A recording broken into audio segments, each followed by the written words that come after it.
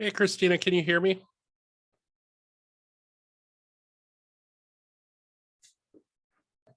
Hi, Brian. Yeah, I can. Great. Thank you very much. Sure. I just realized I haven't eaten anything, so I have my lunch here. So I was staying off camera. Hi, everyone. Nice to see you. Hello, hello. Hello. Oh, Brian, you know what? I don't know why I just said that. I actually can't see you. I can only hear you.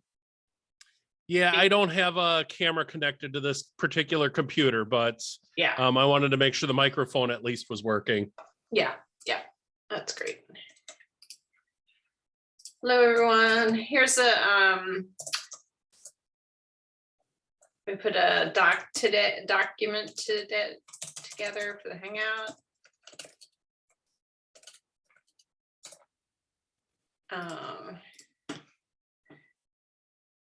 And we're hoping people could add your name on the list, and I don't know, maybe write something that you're looking forward to this spring, and we'll just wait for other people to join us.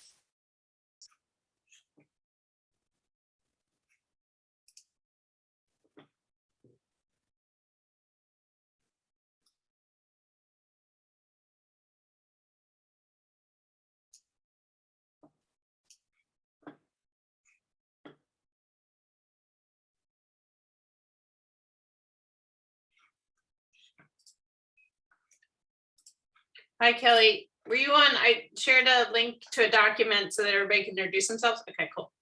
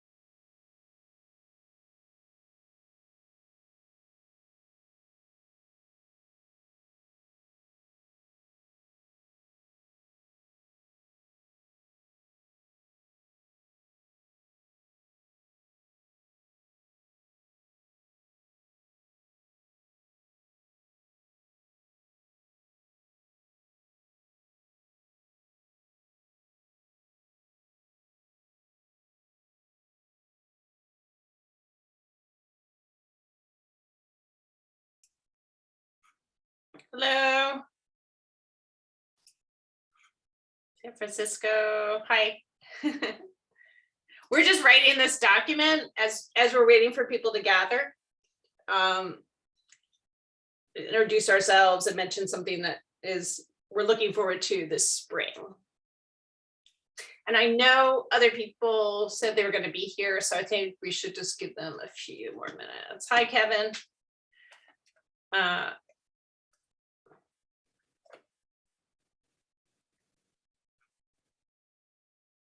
Kevin, can you hear me? Oh, and there's Kyrie's. Okay, great.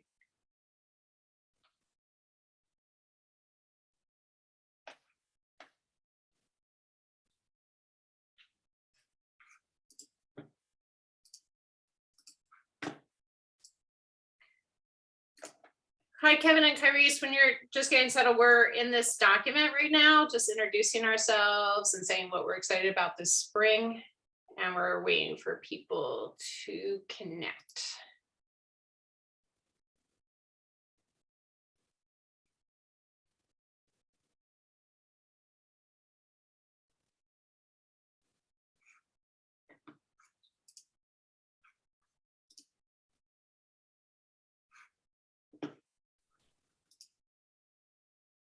Hey, Marcus. Hi, Nick. Howdy.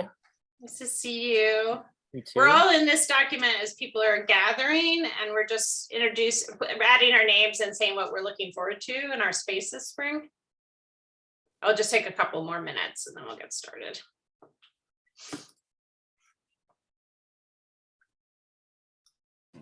Can you guys hear me okay?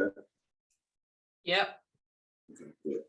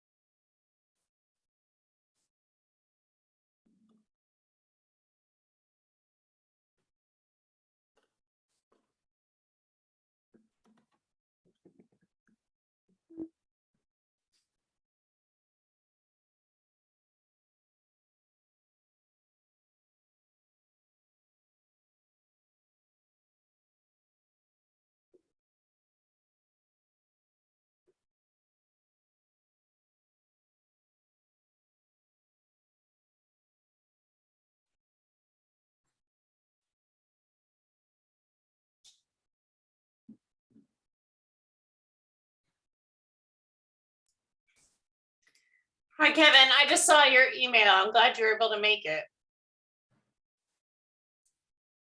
Hi, Kathy. Good morning. I am late. I was just waiting a couple of minutes to see who was able to make it. Oh, Kevin keeps bouncing out. I'll write to him on email. He wrote to me. Yeah. But Kathy, I was sharing this document and everybody was just sort of introducing themselves. Oh, awesome. Good morning, everybody. I had commute challenges this morning, so I appreciate everyone's patience. I'm sure everyone can relate. It's nice to see you all, though. Wow. Welcome.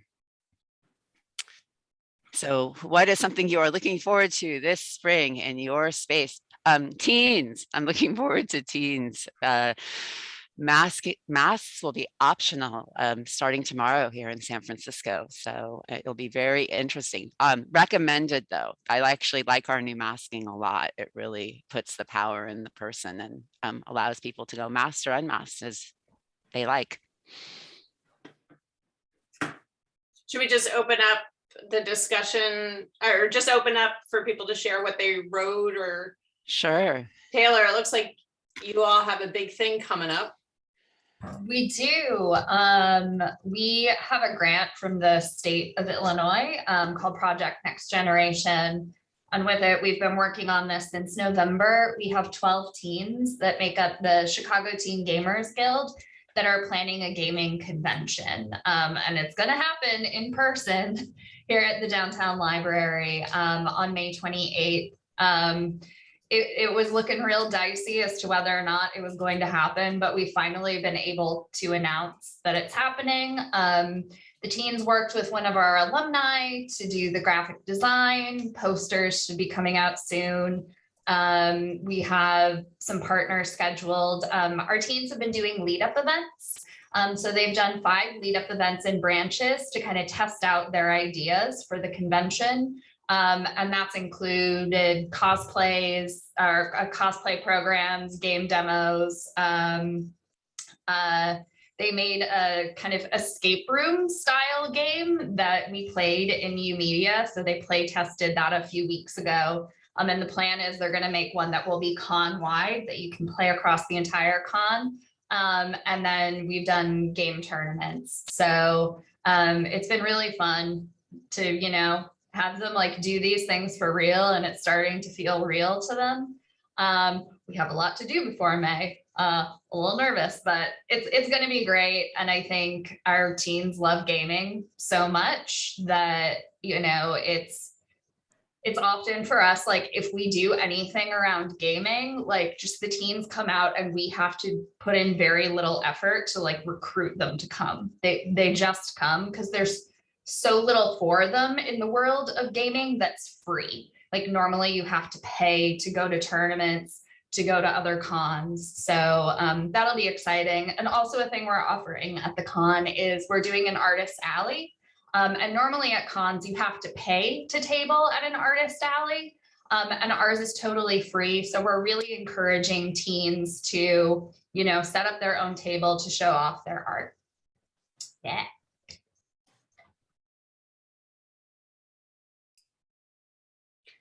Just I haven't heard of Artist Alley before. That is that like it's like a row of tables basically. Yeah, so like if you go to like a Comic-Con, you'll see a section of the con that's artists that have tables showing off their artwork. You can often like buy their pieces, or they'll do work on demand. So like do a portrait for you on demand, or just a Right. piece of work. Yeah. Cool.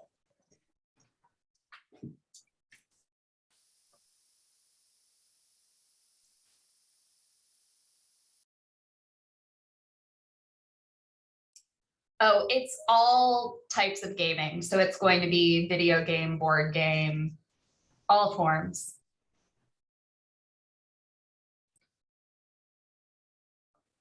Feel free to jump in.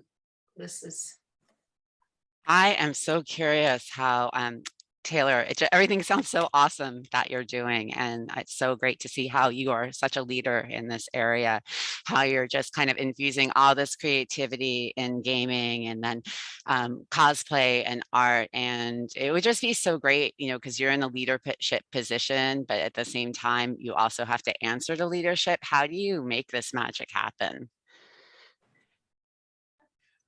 I feel like we're flying under the radar right now in terms of like the overall library. Oh, that no might one's be what we're really- all doing. Yeah, we're just kind of doing this thing, and you know, we'll see how it goes. You know, the majority of gaming we do in terms of our setups, we have PCs with Steam loaded on them in several of our locations. So that's how we access a lot of our games. And then we also have switches in a lot of locations. I think especially with supply chain issues, right? You like can't get consoles, the new consoles right now. We're finding that doing PC gaming is sort of like the easiest way to get access to things, and it's what we can actually purchase right now. But yeah, I mean, we wrote this grant for gaming, and we got it. That's awesome. Yeah. And you have, so I guess my elephant in the room question is, you have IT supported Steam on your PCs? It's not IT supported. Oh, okay. Somehow, It's I am another not workaround. quite sure. Awesome. It's a workaround with our previous director of technology of just being like, Ah. IT doesn't support our game consoles, so can we just get a desktop that we call a Steam machine? Oh, so a server. So you have IT supporting you in having an on-site server, so to speak. Well, I mean, we just Yeah. have this one desktop computer in our Got it. locations that we manage. Awesome. So like on the flip side, we can't call IT if Right, we need right, help staff. with it. It's sort of under the radar. Yeah. So we're also responsible for, you know, making sure that, right, it doesn't get all messed up. That's right. And that teams don't install random things on it. Got it. So staff Yeah. is responsible for kind of the maintenance and the tech support and all that. Yeah. Okay, that's awesome though. Well, I'd love to follow up with you offline about all of this. Thank you. I'll just add to that, one of the ways that we got around that was by promising that they would stay offline when young people were using them. Also, and then we just bought parts that turned into a gaming computer. So it wasn't a computer when it got here, kind of. Yeah, I hear you. Well, that's so great. You are exemplifying what a lab is all about. So thank you. That's awesome. Working with what we got. Exactly. Yeah, we at the very onset didn't want our computers in the purvey of our IT department. Because we wanted to be so fluid, we didn't want to have to go mother may I every time we wanted to download or try something, or when a young person comes into the lab and has a particular interest and we can't go down that rabbit hole. So none of our computers have ever been on our network. And then even when we tried to investigate it, you know, putting Macs on the network, they weren't really interested in doing the type of work. So we decided it was, you know, better for us not to have that. And at that particular time, we still had IT people that were interested in the mission of the DML. So it actually still worked out great just with purchasing equipment and things of that nature. But yeah, the library network is just too restrictive for us to consider that, you know, how we want to roll. Yeah, with that being said, we got, I'll talk about one big piece that we have coming up, which is we're doing a math camp that's going to involve doing some basic skills, some practical hands-on, and some exploration within the lab. So this is a pilot program where we're going to work with 10 students, and we're also going to work with the parents of these students. So alongside of the students engaging in this tutorial program, parents will also engage in a process of learning about the history of education here in Kansas City. And then it'll move towards a more proactive stance in how they can just really get engaged in community and engaged in their students' education, and also to demystify some of these concepts that are, you know, getting floated around. STEAM, everybody needs to take a coding class, 21st century learning. So that's the other piece, is to make sure that parents really understand what the landscape is looking like. And all of this is meted out just from the terrible. I'm not even one for you know, really keying in on standardized testing, but it shouldn't be that bad as it is. And so, you know, again, we want to make sure that we're playing our role. And, you know, when we see this puddle, we just felt like this was one that we needed to clean up. So that's just one of the things that I'm looking forward to. And we've dropped our masks are not mandatory here in Kansas City anymore. And so we don't have to mask. We're still encouraging it as well. And we're all still, as a staff, collectively in our branch wearing masks. But they don't, as patrons, have to come in. We still suggest it though. And luckily, you know, a good portion of the time they take it. So yeah, and the other piece, and I'll stop talking after this, is that we're starting to see more students coming in. And so we have been a whole lot haphazard about our scheduling and how we're doing activities and stuff. Now we're starting to pick up. So we're going to have to, you know, zero in on our scheduling and how we're using the time in the lab as well. So.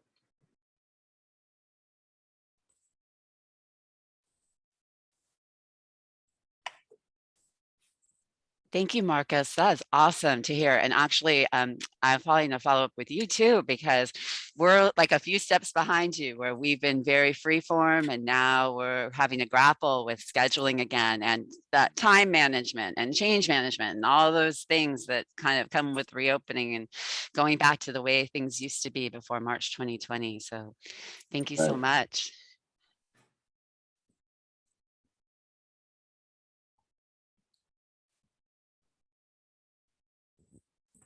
I can jump in if no one else wants to. This is Brian. I'm at the Menasha Public Library up in Wisconsin.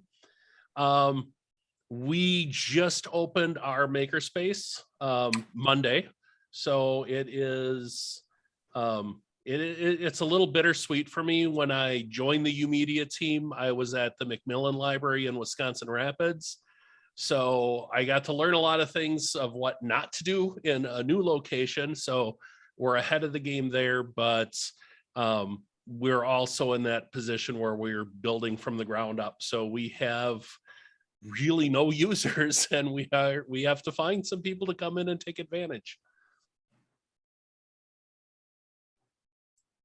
Congratulations, though. That's huge. And knowing you just got there too, that's a big deal. So congrats.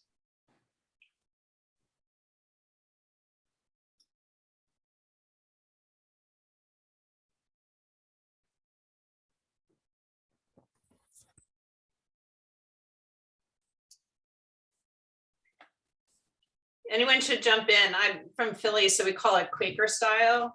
You know, just jump in when you feel moved. I'm happy to jump in, and not just because I'm from Philly. I gotta say, it was really interesting to hear what Taylor had to share with the game tournament, because something that I'm literally planning, like as of this week, is a game tournament for our teams, our team staff. Specifically, I was thinking about having like a Mario Kart lobby open and like sharing my code with teens and having them sort of like drop in and play, because they were interested in playing games with each other and getting to know each other a little bit better. Because something I noticed about our teens. Also to give folks context, sorry about the Free Library of Philadelphia, we have about 52 different locations. And so all of our maker programs are sort of spread throughout the city. And every library has a different sort of vibe, largely based on the experience of the staff and based on equipment. So there are some locations that have sewing machines, and sewing is extremely popular there, whereas there are others that have equipment to do audio work and like make a sound studio, things like that. So our program is really diverse in that way. But a challenge that we have with our teens is that we haven't done any large employee gatherings, and they feel kind of disconnected from each other. So the cool thing about the weather getting warmer is that now we're thinking about ways that, okay, is there a way for our staff to kind of meet up and do something outdoors? And also, is there just like an easy way where we can have like, more bonding events with our teens? It's always something that is kind of on my wish list, because we don't have a ton of staff, and if we have about we don't have a ton of administrative staff. We have about 4 of us who run our program, and we have about 100 employees, not including all the kids that we have to do activities for. So so team bonding isn't always on the top of our list, but it's important. It's important because the better our folks feel, the more likely they are to kind of come back and do a good job. So I guess that's a roundabout way of saying that. I'm gonna probably shoot Taylor a message to ask what kind of games kids have been playing.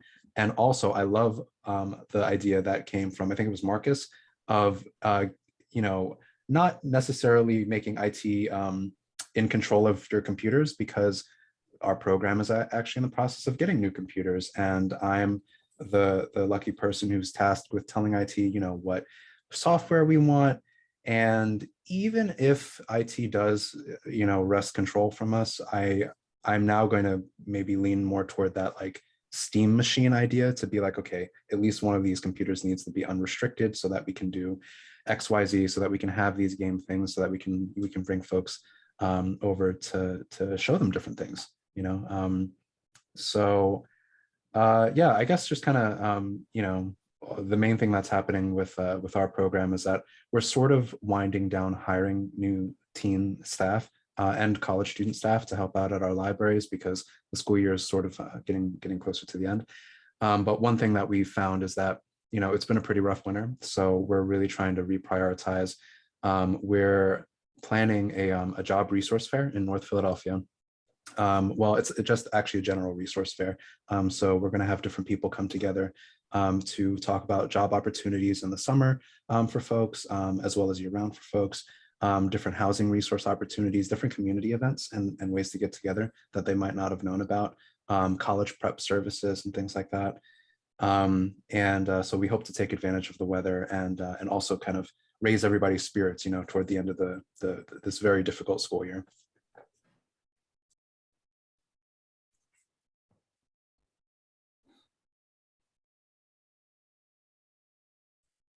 That sounds so interesting.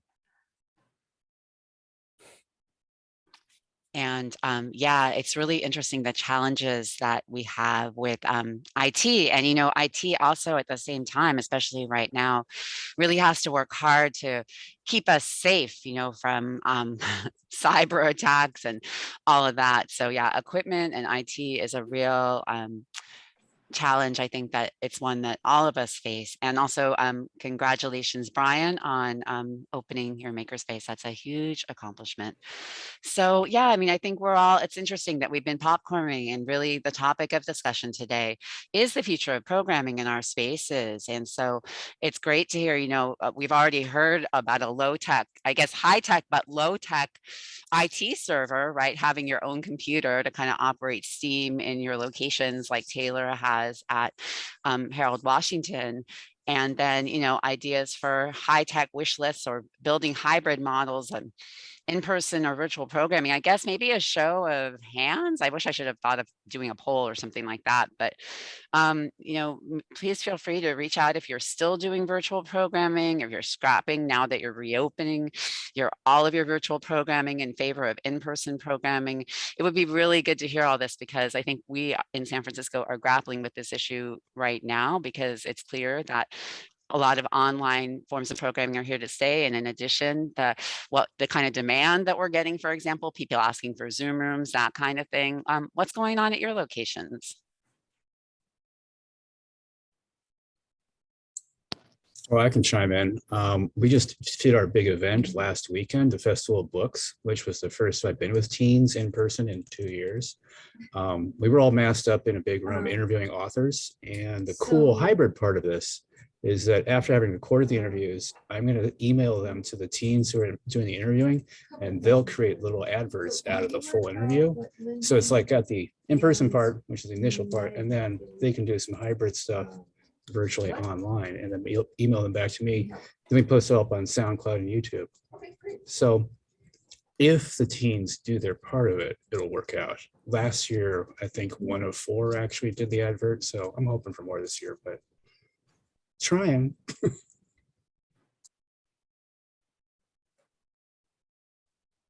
Thank you so much for sharing, Carl. That sounds really challenging. Also, it looks like you actually are on site at a reference desk. Am I right? Thank you. Thank you for showing up. I think this is going to be the new. A lot of us doing our online meetings right from the reference desk. I know that's part of my future. I'll jump in and say, first, can y'all hear me okay? This is like a weird mic setup. Awesome. That we had a lot of success with our virtual programming, mainly because it allowed us to open up our programming to some younger audiences as well as some adult audiences. So even though we're back in person fully, and we have been for some time now, we kept a couple classes, both as virtual and hybrid. So we've got a writing class for children that we kept as just virtual. We have a writing class for teens that's in person and virtual. We have a computer on a monitor set up like a little robot where people can zoom into it, which has been sort of fun. We even did a performance that way where we rolled the monitor up on screen and stuck a microphone in it, which looked very funny. And we also have kept our 3D printing workshops for adults virtually on Thursday night. So it's a way for other people to stay engaged. We also just got a television station. The library just took over the public access TV station in town, which is very cool. So we're going to be, we're moving all of our YouTube shows to that television station. And then we're hopeful that we'll have like a weekly like Studio MPL branded basically show on television, which will be a lot of fun and kind of a childhood dream come true for me. So. But yeah, the hybrid stuff is working well, and the virtual world really opened up a lot of opportunities for us. That's awesome. That's kind of what I foresee happening here in San Francisco. It kind of already is. So I think it's like the biggest thing is like now kind of resting a lot of this new stuff that we all kind of creatively were able to do when we all had more free time to do it, or rather more self-determination over our schedules, to kind of incorporate that in the, more rigid expectations that our institutions were built on. That being said, it's a really hopeful time because like in San Francisco, for example, a lot of things are moving forward within a completely anti-racist framework. So there's a lot of hope and there's a lot of challenge all mixed in at the same time, not to mention war. So.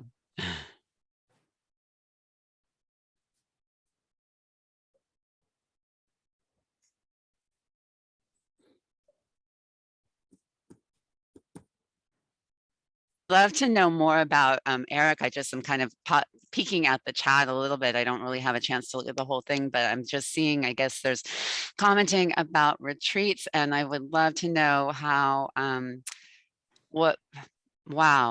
just how you cultivate even at the basic front line level, some kind of that feeling of building community and camaraderie, even if you don't have a leadership that, has an opportunity to give you a retreat for whatever reason. I just love to hear how you stay hopeful and positive, even when you have challenges that are in front of you and your hopes and dreams kind of sometimes don't fit with everyone else's.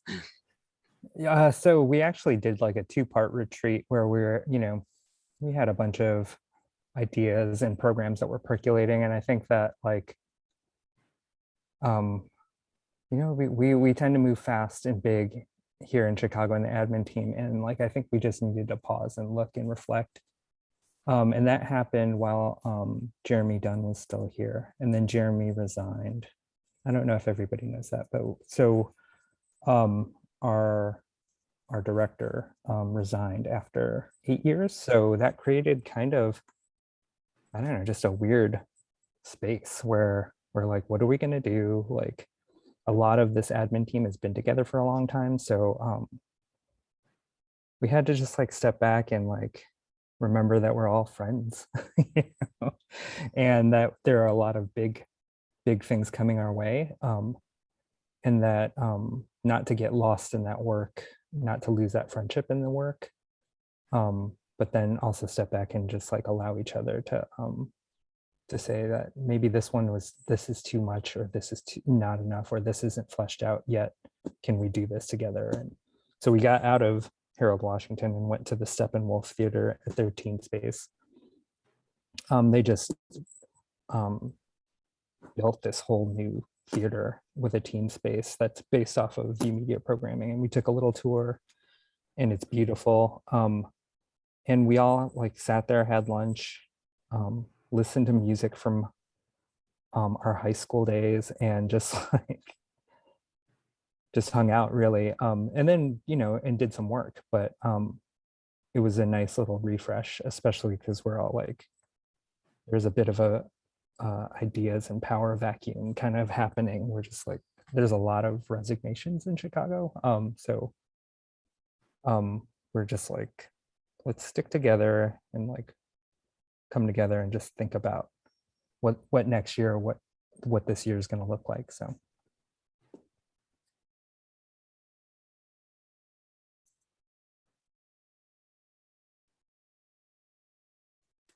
Wow, thank you so much. I think that it's so important to really emphasize that in these spaces, we are creating these collaborative spaces, and we can only do that if our teams are also collaborative and really trust one another. And it's really, really, really difficult to do. I know firsthand. So thank you for showing us the way and being such leaders for all of us.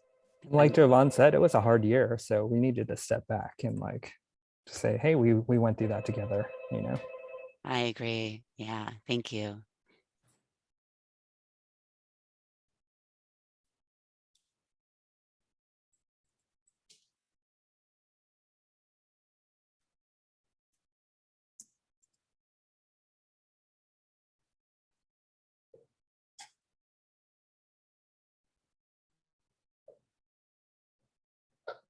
So is anyone doing outreach? Would love to hear if just what that's been like. I mean, I definitely understand stepping back. Sorry, I just like that's like a real pivot. Kind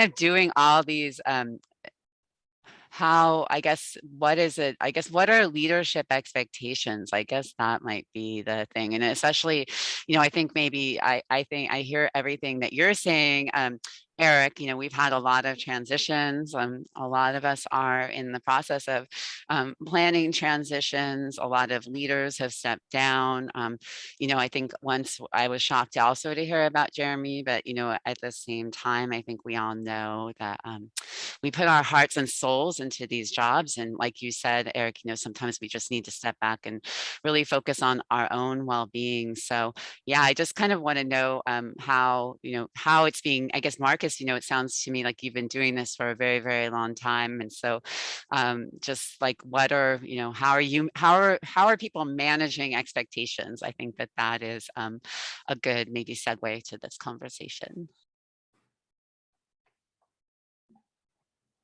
Well, and we were really, really fortunate in that respect, just over the past couple of years, that we were kind of able to really work in that holding pattern without these high expectations on what we were going to do, without having to try to really jump through hoops and be creative about, still maintaining online or virtual programming. And so we just really kind of went into that planning mode. I think that was just the biggest piece in us, was not to really push and create something unnatural.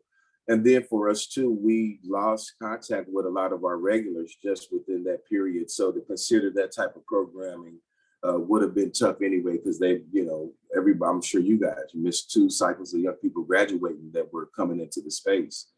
And so now we're getting back to, where we have to start really being persnickety about the statistics, for example. That's kind of coming down because, we kind of got into a laissez-faire with it, not really counting like that, the real teeth of what we're doing on a daily basis.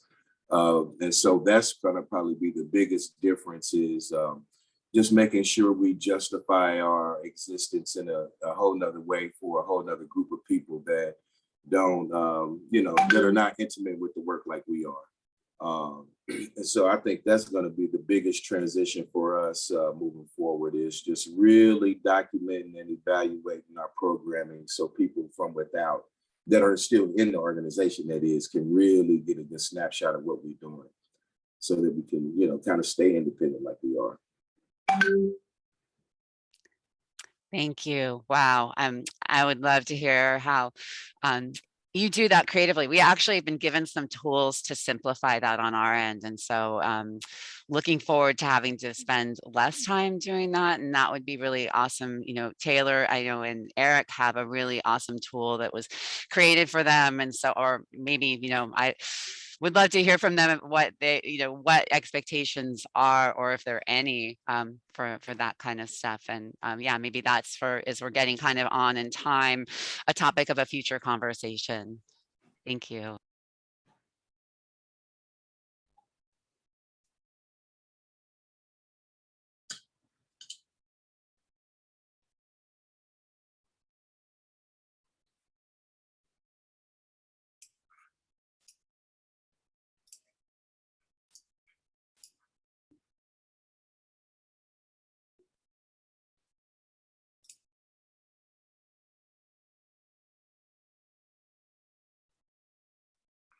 Is there anyone who hasn't spoken yet today would like to share what's going on in their locations or spaces or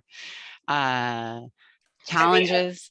I was also just going back to V's email that she wrote, and she was inviting people to bring high-tech wish lists too. So just in case anybody did bring a high-tech wish list. Yes.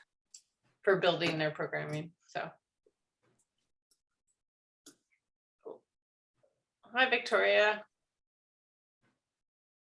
Hi, nice to meet you all. Hi there. Yeah, my name's Victoria. I work at the Hartford Public Library with Mark. Cool. Awesome. The YOUmedia space there. Excellent. How's it going? Oh, good.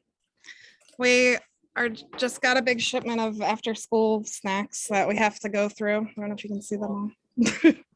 Oh yeah, that's great. So you can eat in your locations. Wow, that's awesome. Yeah. Well, hopefully that will be something that teens can do in our space soon.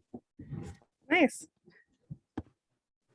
Yeah, we're totally unmasked now, and we're getting quite a few more teens in now. We're getting like probably about 30 teens per day most of the time, so that's good.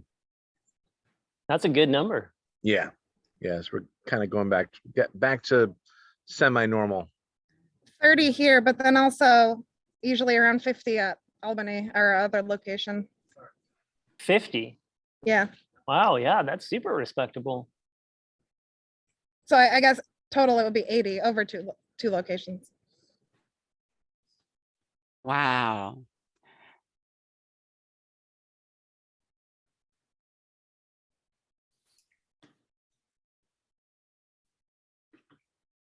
Going back to the technology question, I'm just curious, and I guess this is more makerspace than maybe YOUmedia related, but does anyone have a CNC router in their spaces? And if you would share how that has worked out. We have the Epilogue Mini CNC laser cutter, so which cuts up to 12 by 24, and that has an independent system that sucks all the air out So it's not, so we don't have to have it hooked up to the actual window, because we don't have any windows that can open here. That's been working out pretty well. A lot of the students were taking the actual old acrylic that we're using for dividers and making little LED lights for those. The LED lights for the bottom are about maybe $9 each, and then those things are free. So there's a lot of fun projects you can do with them. So definitely think about recycling things that have been used for the pandemic. I think most of those items are still up at most places, but when they're not, make sure they don't get thrown away, because those are perfect for that type of machinery. Mark, where are you located? I'm at YOUmedia downtown in Hartford with Vicky. Oh, that's awesome. Okay, wonderful. And you guys are very busy. Brian, we have the Carbide Nomad CNC mill here, which is a very attractive machine, little desktop model, and comes sort of all enclosed in plexiglass. And it's really great. It just is, we find that between the laser cutter, which has an easier interface to use, the 3D printers, which have easier interfaces, the vinyl cutters, all that, that the CNC mill gets very little use. Something we could probably push harder, but we're at least finding with our younger audiences, they're not all that interested in it. I find as far as interest goes, if you have the examples out there, they're like, I want one of those, and they're like, okay, I'll do the first one for you, but after that, you need to learn how to do it yourself. That's our 3D printer model. Is like the first one's free, the next one you do yourself. Has anyone worked with photogrammetry at all, actually scanning a person in and 3D printing them? There's a couple different pieces of software I use. I use an iPad Pro, and with that, I use a program called Polycam, where I can take pictures around a person and then create a 3D model that can be 3D printed or put into a game for game design. We use Skinect for that, and old Xbox scanners. That's probably one of the most popular programs for sure, is scanning people. What's the name of the iPad app one? The iPad one is called Polycam, which also can work on a PC, but I think you need the iPad app also. But I've been playing around with actually taking Snapchat filters and doing a scan around a person's head with a Snapchat filter and making a Snapchat avatar in 3D, which is it's a process. So it doesn't work very well. But we also have the structure sensor, which use this Connect Pro. That attaches to an iPad also. Thanks. We'll have to look for those as we upgrade our setup. This isn't super high tech, but it's something we've started doing in our space. Is we got a ring light stand with the phone holder and made up a TikTok station, because our teens were like putting their phones on bookshelves and trying to film TikToks and do dances. And we're like, let's kind of like formalize and make this an area and like give them a setup to kind of help them do this thing, which was right. It's just like a thing you realize when you're in the space with the teens, since that's what they want to do after school every day. Are they at least like tagging the library or promoting the program a little bit too? Not really. Maybe we'll get there. Right on. Not One at day. the moment. That's so funny. Yeah, Instagram challenges. Oh boy. Yeah, that's so I saw that we should Nick, you suggested it would be great to talk about reporting in a future Hangout, make that the focus of conversation, and that's totally noted. And yeah, likewise, I would like to everyone's thoughts about social media. Right now, we were all early adopters of it as a promotional tool, not kind of really recognizing any of the harms, not aware of them. So as folks who were all signed on to create digital labs, of course, that includes digital literacy. So it would be awesome to talk about that sometime in the future too. More tech. It's been great to hear your ideas, and Mark, how totally inspiring. I mean, you're getting me so excited. One of our librarians is on vacation right now who just loves tech so very much and is so creative about tinkering. We have an Ender here, and it seems it's so cool because it's such an inexpensive 3D printer. And so that's been pretty much the biggest awesome thing here, is just to have 3D printing work consistently without much fuss has been pretty cool to see. So I'd love to hear your thoughts too. Gone are the days of MakerBot. Sorry, MakerBot. If you're a MakerBot fan, sorry. Yeah, we have the Creality Guider 2, which is a pretty good size printer, and that one's about $1,000. That thing has been like working really well. I printed out a SpaceX Dragon capsule with that. I got the plans off of online, and comes in about 50 different pieces, but it took about 100 hours to print. So yeah, that's been working very well for me. I'll bring over the model in a second. That's awesome. And I probably shouldn't call out my colleague Lita, I think, is here, and she and our colleagues have done such great work with sewing, and of course vinyl cutting is such a kind of an easy path to entry for teens. So if anyone's doing that, love to hear more. That's amazing. That's incredible.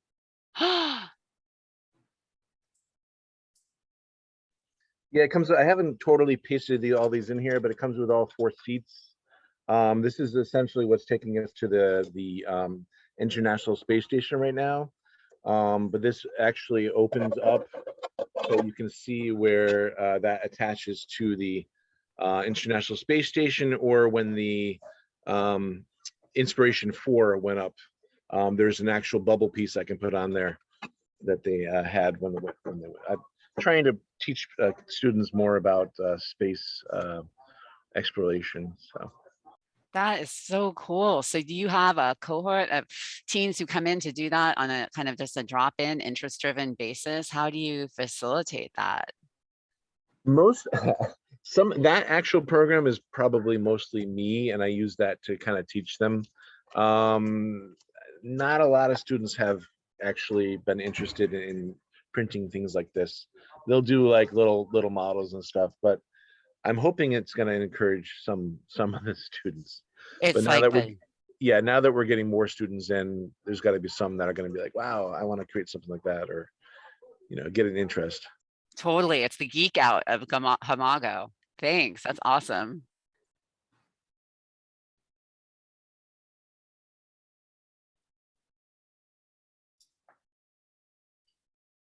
At the writing project, we often talk about mentor texts. So strikes me as these are like mentor texts that you sort of leave around, and then the kids might pick them up like, oh, I'm gonna make one of these. Yeah, exactly. We're kind of we want to try to put a display case in. That's my colleague Lita's idea here in the mix, so that you can kind of showcase some of the things that you make if people are curious, because it's sometimes daunting to just kind of look in cabinets and closets and see all this stuff that could be made into something and feel kind of overwhelmed. So yeah, that's cool. awesome. What was the term again, Christina? Mentor texts. Mentor text. Thank you. Yeah, I do multimodal work with teachers, so we think about mentor texts as not just text, but Yeah, whatever. I like it. Multimodal resource in the world. That's great. Yeah, thank you for infusing all of these great things you do with teachers to all of us.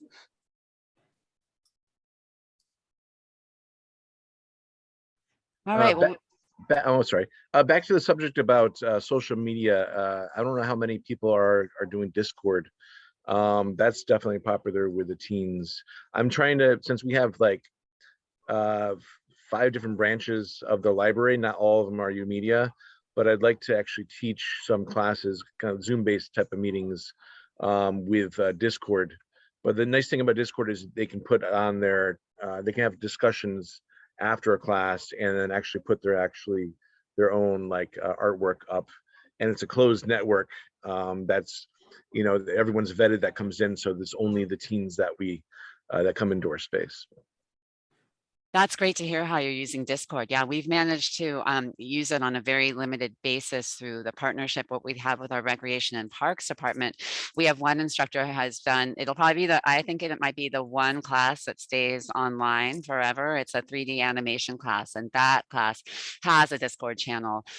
Not sure, you know, I think it's probably the way to do it is that you have these really small communities, and would love to hear, I know Taylor, you've done some experimenting with it as well. And so just, yeah, that would be great to hear how people have managed to get permission for these kinds of networks within their systems. We've been Work doing system. Discord with we have 3 different intern groups, one that's doing the gaming work, one that's doing some like more traditional library, like reading work and book reviews, and then one that's working with another org, the Studs Terkel Radio Archive. And it's really interesting to see how the different groups use it. The gaming teams all over it, they're using it socially as well as, you know, for the project. Whereas our readers, our book-based teens aren't engaging with it. They don't use it. And it's been really interesting to see like which teens have kind of really connected with Discord and which ones it's just not the platform for them.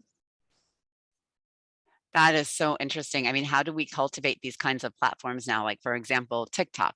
The library will never get a TikTok. It's designed for an individual use thing. You know, at the same time, it's something that we need to make space for people to use it, like you're saying. So it's how do we infuse all this technology that kind of swims around us at the same time, creating, you know, using it for what it's designed for, to help create communities. And I think really that's kind of like, if we kind of want to circle back as we're getting ready to close off the equity work that we're doing, that we're the ones who are making arguments for these you know, products of capitalism, for, you know, to be more freely available to those who can't afford them, in order to, you know, help plant the seeds of all young people having access to the best lives that they can. So thank you all for the, you know, excellent, outstanding work that you're doing, that we all know comes from the very deepest parts of our hearts. And you know, just hang in there, and it's like you've been so also inspiring. I'd love to hear more if anyone else has to share anything to share. And I have not looked at the chat. Christina, is there anything that's popping up in the chat that folks want to talk about that we haven't gotten to? Besides rock top, I can't even say rock octopus. No. The Rocktopus, the most popular thing in YOUmedia. When we did our Mortal Kombat tournament this weekend, we printed a very cool trophy for first place, but the first place winner traded that in for a Rocktopus. It's like That is the best gateway to 3D printing we've ever had. That is so awesome. I saw that adults were welcome, and so I'm wondering how you navigated that, or if that's something, you know, I'd just love to hear more about that.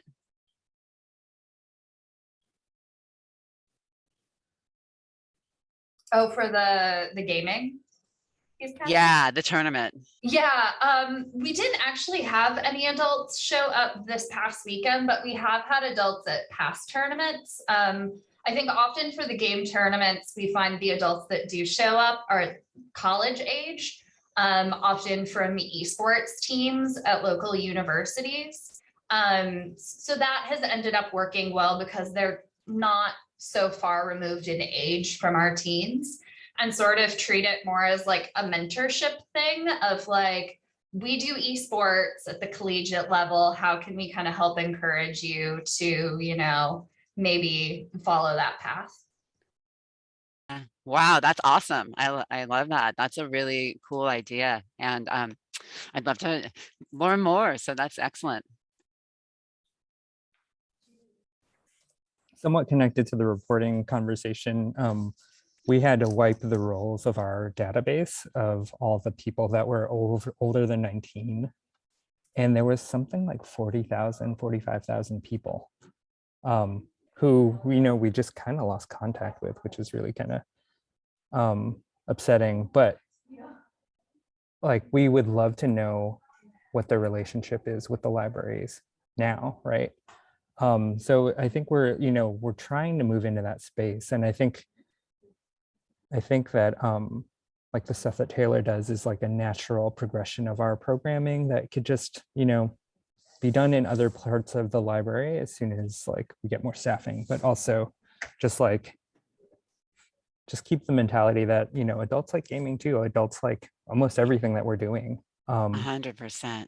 And we want to keep these relationships with the young people who are now adults, right? So they could be our colleagues, they're our neighbors, they're our students, and still a part of that community. So I'm doing an alumni group, and it's full of all of Taylor's old buddies. That's so awesome. I love that idea. And I've wanted to do that. You know, actually, I meant to ask you all, I know that at YOUmedia Chicago, is it true that you have every person who comes in, every teen comes in has to sign up the first time they come in, or is that only if they're not part of the Chicago school district? Oh, yeah, they do. They all have to sign up. It's a really quick process, but we ask that every team that comes into our space signs in for the day. Which, you know, they're like 99% are totally cool with them because we're really honest. We just say, if you sign in, like we can tell our funders that people are coming here and we can get more stuff and stay open. So like signing in just makes sure that like you have access to things. Yeah. And so yeah, they're cool with it. yeah, that's cool. And that's an automated process, right? Or is it actually, okay, We pay a partner to manage the database, but they have a partnership with the Chicago Public Schools. So it's really easy to transfer and assign young people to our branches. oh, right. But it costs us a good amount of money. But I think the reward for the reporting that we can do from it is worth it, absolutely worth it. So like we can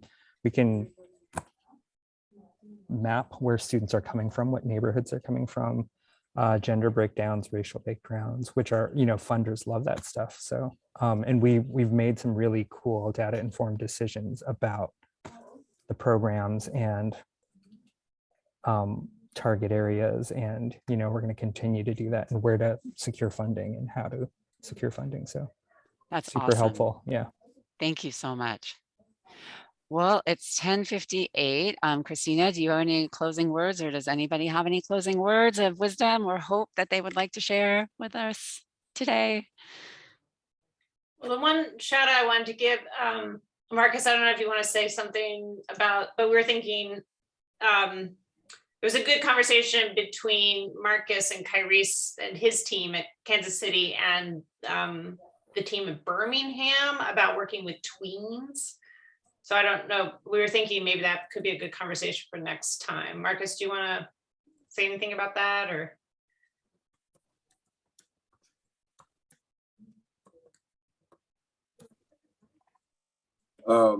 Well, yeah, just it's becoming present. And we were kind of intentional. Our children's librarian here at our Southeast branch, where our digital media lab is located, is now incorporated into the whole digital media lab offerings.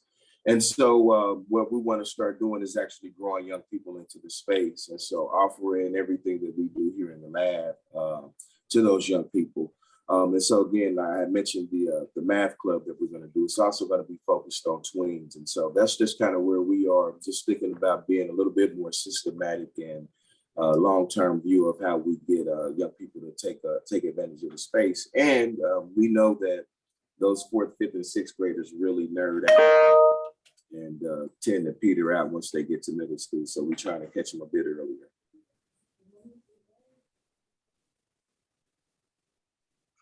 Thank you, Marcus. That is great. And I think with that, it's 11 o'clock. And Christina just put one last link in the chat, which is please remember to join and share the new community of practice. It's definitely kind of, think of it as a retro old school little wiki that you had, those of you who are younger, like that you grew up, your first forays into technology, but have fun with it.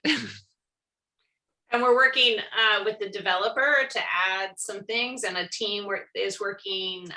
That's why we were talking with Kyrese and Marcus and Caitlin the other day. They're working to bring in and highlight some cool resources that have been developed by the network over time. So if y'all get in there, we can sort of co-develop this thing together. Yeah, that would be great. And I will post in there because I really want to hear, I have a lot of questions that got like scratched the surface today. So hopefully you'll all go in there and we'll start to have a conversation and answer each other's questions. And I think we should all just feel, I know we're all really busy, but now that we do have this technology, I encourage us to connect and, you know, make appointments and have coffee breaks with one another via Zoom. So let's, you know, seize this. And I like to think of this as our every other month retreat to a certain extent, where we can kind of just come freely and be ourselves, and just really grateful to every one of you for taking the time, because we all know that this work is really, really important. And we were, you know, we got here, I think as it was said, is it's integrated with the funding. We understand that it's the funding that made this magic happen, however vexing it is to work with. So thank you so much, everyone, for being here for today, for taking the time out of your busy schedules. I love each and every one of you, and I'm sending hope to you and kindness. And yeah, we'll see you next time. Thank you.